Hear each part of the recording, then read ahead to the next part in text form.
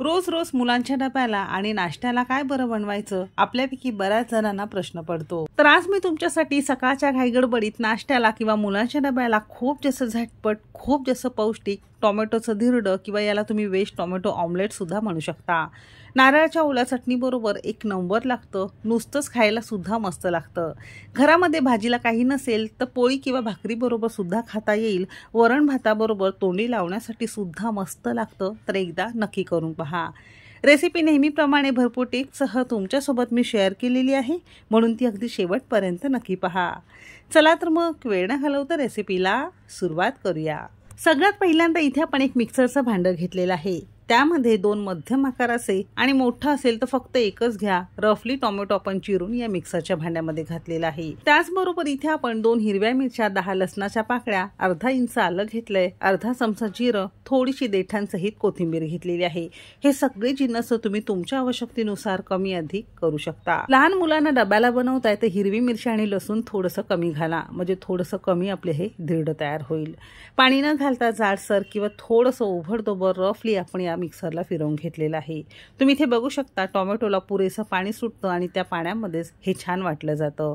मिक्सरला पेस्ट लागल्यामुळे अर्धा कप आपण यामध्ये साधं पाणी घेतलंय, म्हणजे मिक्सरचं सुद्धा लागलेलं सगळं आपल्याला मिळेल, अन्न अजिबात वाया घालवायचं नाही। त्याचबरोबर इथे आपण एक मध्यम आकाराचा कांदा अगदी बारीक चिरून घेतलेला आहे। कांदा नसेल तर कांद्याची पात सुद्धा तुम्ही वापरू शकता। एक मध्यम आकाराचा टोमॅटो थोड्याशा बारीक तुकड्यांमध्ये चिरून घेतलाय, म्हणजे खाताना ऑमलेट अगदी मस्त लागतं। थोडीशी बारीक चिरलेली कोथिंबीर घालणार आहोत, नसेल तर मेथी किंवा पालक सुद्धा बारीक चिरून वापरू शकता। इथे आपण एक चमचाभर तिखट घेतलेला आहे, अर्धा चमचा आपण यामध्ये हळद घेतलेली आहे, अगदी पाव चमचा आपण यामध्ये गरम मसाला घेतलेला आहे, अर्धा चमचा आपण यामध्ये ओवा घेणार आहोत। ओवा हाताने छान चोळूनच आपण यामध्ये घालायचा आहे। सोबतच चवीपुरतं मीठ घालणार आहोत, तुम्ही तुमच्या चवीनुसार मीठ घालू शकता। सगळी जिन्नस सुरुवातीला अशी छान एकजीव करून घ्यायचा आहे। तुम्ही इथे बघू शकता रंग अगदी मस्त आलेला आहे। टोमॅटो असा बारीक चिरून घातल्यामुळे खाताना थोडंसं क्रंची आणि थोडंसं चटपटीत आपलं हे धिरडं किंवा टोमॅटो ऑमलेट तयार होतं। नॉर्मली धिरडं किंवा टोमॅटो ऑमलेट बनवताना बेसन पीठ वापरलं जातं, आज आपण अजिबात बेसन पीठ वापरणार नाही आहोत, कारण बऱ्याच जणांना बेसन पीठ किंवा चणा डाळीचं पीठ चालत नाही। तर ज्यांना चालत नाही त्यांनी माझ्याप्रमाणे मूग डाळीचं पीठ सुद्धा वापरू शकता। तर इथे आपण 1.5 कप आणि 200 ग्राम प्रमाणात घरामध्येच तयार केलेलं मूग डाळीचं पीठ घेतलेलं आहे। सिंपली मुगाची डाळ मिक्सरला बारीक फिरवून घेतली आणि पिठाच्या चाळणीने चांगली चाळून घेतली आहे। तुम्ही रेडीमेड वापरू शकता किंवा गिरणीतून दळून आणलेली मूग डाळीचं पीठ सुद्धा तुम्ही इथे वापरू शकता। मुगाच्या डाळीचं पीठ वापरायचं नसेल तर सिंपली बेसन किंवा चणा डाळीचं पीठ सुद्धा वापरू शकता। अगदी सारख्याच कपने इथे आपण अर्धा कप तांदूळाचं पीठ घेतलंय, तांदूळाचं पीठ नसेल तर बारीक रवा सुद्धा तुम्ही इथे वापरू शकता। तर 1.5 कप मूग डाळीच्या पिठासाठी अर्धा कप तांदूळाचं पीठ किंवा रवा अगदी परफेक्ट आहे। तर सुरुवातीला आपण ही सगळी जिन्नस पळीने छान एकजीव करून घेतलेला आहे। आता ज्या कपने तुम्ही डाळ तांदूळाचं पीठ मोजून घेतलंय, अगदी सारख्याच कपने 1 कप आपण इथे साधं पाणी घेतलेलं आहे। पाणी लागेल तसं थोडं थोडं वापरायचं आहे आणि हे पीठ आपल्याला छान भिजवून घ्यायचं आहे। तर इतकं पीठ भिजवण्यासाठी मला बरोबर 1 कप पाणी लागलेलं आहे। तुम्हाला थोडं कमी जास्त पाणी लागू शकतं। जर तुम्हाला पाणी वापरायचं नसेल तर ताकामध्ये सुद्धा तुम्हाला हे पीठ भिजवता येतील, म्हणजे चवीला आणखीन हे छान लागेल। तुम्ही इथे बघू शकता 1 कप संपूर्ण पाणी वापरून असं हे पीठ आपण करून घेतलेलं आहे। धिरडं असेल किंवा टोमॅटो ऑमलेट असेल, खूप जास्त घट्ट पीठ न ठेवता तुम्ही इथे बघू शकता, अगदी जवळून दाखवते, या कन्सिस्टन्सीचं आपल्याला पीठ हवं आहे। थोडंसं पातळ पीठ असलं की मस्त धिरड्यांना रंग आणि मस्त जाळी येते। तर इथे आपण थोडंसं पातळ असं पीठ करून घेतलेलं आहे। तयार पीठ 2 मिनिटांसाठी बाजूला ठेवून देणार आहोत। तोवर इथे आपण एक मस्त ओल्या नारळाची चटणी अगदी झटपट बघणार आहोत। इथे आपण 2 चमचे ओला नारळ, त्यामध्ये 2 चमचे भाजलेली डाळ, 1 हिरवी मिरची, 1 पान चिंच, 2 लसणाच्या पाकळ्या, हवा असेल तर 1 इंच आलं घेऊ शकता, चवीपुरतं मीठ, सगळी जिन्नस थोडंसं पाणी घालून मिक्सरला छान फिरवून घेऊन अशी चटणी करून घेतलेली आहे। चटणी हवी असेल तर अशीच खाऊ शकता। आपण याला मस्त फोडणी देणार आहोत। त्यासाठी फोडणी पात्रात 2 पळ्या तेल गरम केलेलं आहे। तेल छान गरम झालं की थोडीशी मोहरी, थोडा कढीपत्ता, 1 लाल मिरची मस्त तडतडू द्यायची आणि ही छान खरपूस फोडणी या चटणीवर घालायची आहे।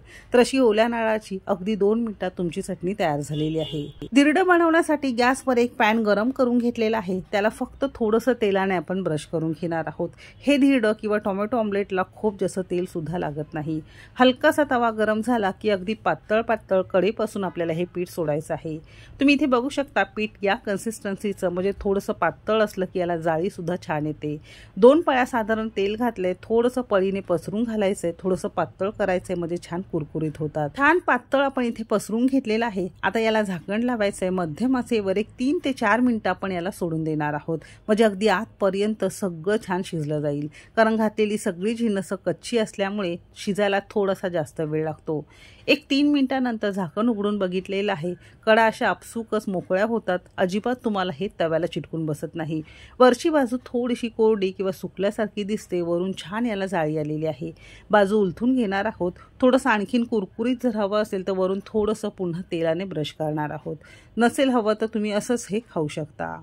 दुसऱ्या बाजूने पुन्हा आपण 2 मिनिटं चांगलं भाजून घेतलेलं आहे। तर दोन्ही बाजूने साधारणतः एक 6 ते 7 मिनिटं आपण मस्त खरपूस भाजून घेतलेलं आहे। लहान मोठं तुम्ही तुमच्या आवडीनुसार करू शकता। तुम्हाला हवं असेल तर मोठं करा किंवा असे हे छोटे छोटे सुद्धा तुम्ही तयार करू शकता।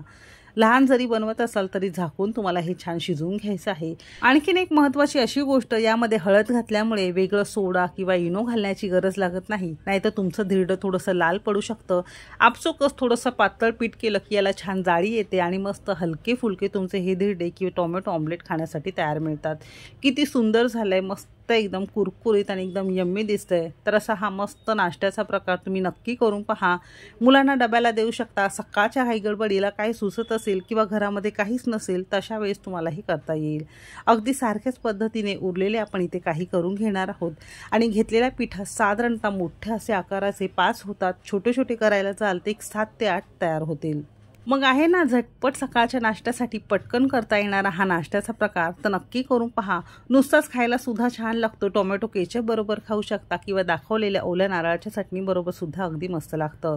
मुलांना जर डब्याला द्यायचे असेल तर लसणाच्या चटणी बरोबर तुम्ही हे देऊ शकता। लसणाची सुकी चटणी कशी बनवायची त्याची रेसिपी शेअर केलेली आहे आणि त्याची लिंक खाली डिस्क्रिप्शनमध्ये दिलेली आहे। तर नक्की करून पहा आणि कसं झालंय कमेंट करायला अजिबात विसरू नका। सगळ्यांना एक निवेदन आहे, तुम्हाला जर माझ्या रेसिपीज बघायला आवडत असतील तर कुकिंग तिकीट मराठी चॅनेलला सबस्क्राईब करा आणि बाजूची बेल घंटा नक्की क्लिक करा। रेसिपी कोणत्या शहरातून बघताय ते सुद्धा नक्की सांगा। चला तर मग भेटू एक मस्त आणि जबरदस्त रेसिपी सोबत। तोपर्यंत मस्त खा आणि स्वस्त रहा।